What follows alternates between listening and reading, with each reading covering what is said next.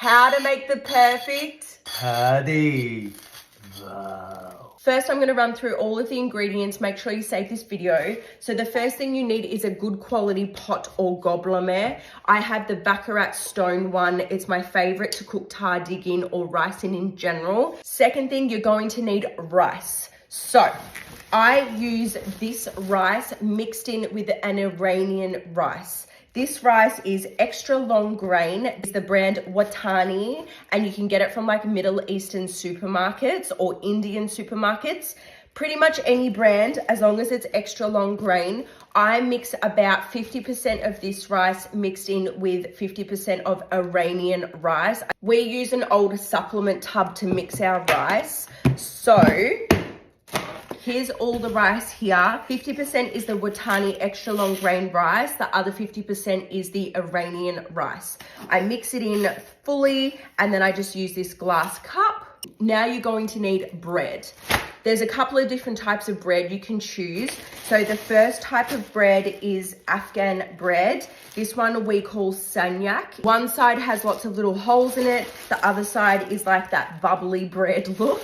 Or you can use Iraqi bread. I personally like both of these breads, but this one's easier to get over the sanyak. Then you're going to need butter, either block butter or butter in a tub, whatever you like, whatever butter you choose, it doesn't matter. Also, you're going to need oil, and of course, you're going to need table salt. I personally like to do around about 4 cups because I know that we're gonna have leftover for tomorrow. Now we're going to wash the rice. I like using a medium lukewarm water, and you're going to grab the rice in your hands and really massage it. I want you to give this rice a full body massage, and you want your water to look cloudy at the start, and when your rice is clean, it's going to be clear water. See how the water's pretty much clear now? So now I'm gonna show you how much water to put in, because people say, oh, double it up to what the rice is, whatever. This is the Iranian way how to measure how much water to put in.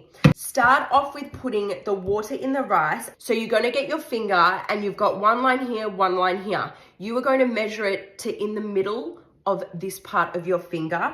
So you're going to just even out the rice on the bottom, and then you're going to get your finger from the pad of your finger and you're going to put it in, and if it reaches that middle of that line, that's enough water, and that is absolutely perfect. Now what you're going to add is salt. Iranians love salty rice. And you're going to add your butter.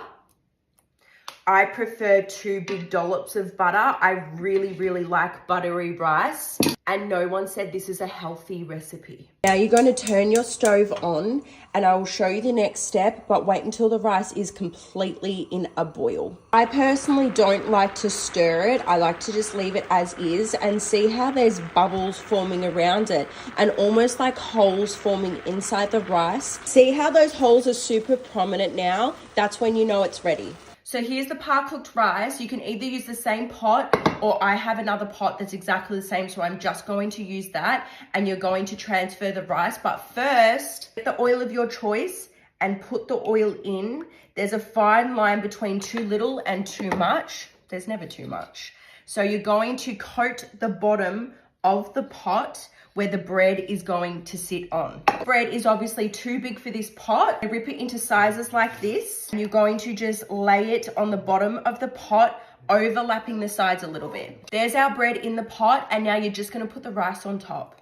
I like to grab the end of the wooden spoon and just create a few holes to mimic the holes that were happening when you were cooking it earlier. Meet my dedicated tahdig towel. So you're going to get a tea towel that's clean. You're going to put the lid on top, and you're going to just fold it through.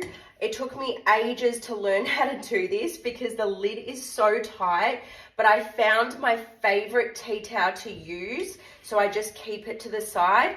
I like to put it through the loop on either side, and then these two here, I like to fold it on top and tie it like so, and then this is going to be your lid. So turn your heat back on, and you're going to put it on a low heat on your lid, and let it cook for about 23 minutes. Okay, so it's been about 23 minutes, about 1.5 minutes off, and I'll show you how I know it's ready.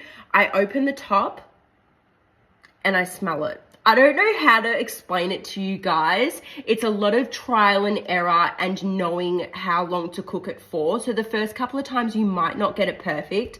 Second way, I get a butter knife and I slide it down the side of the pot, and I don't look, I just lift it up and you can feel if the actual bread underneath is cooked. There is a thin line of burning this bread. We do not want to burn it, but you can start to smell once it starts to burn, and that's when you take it off the heat.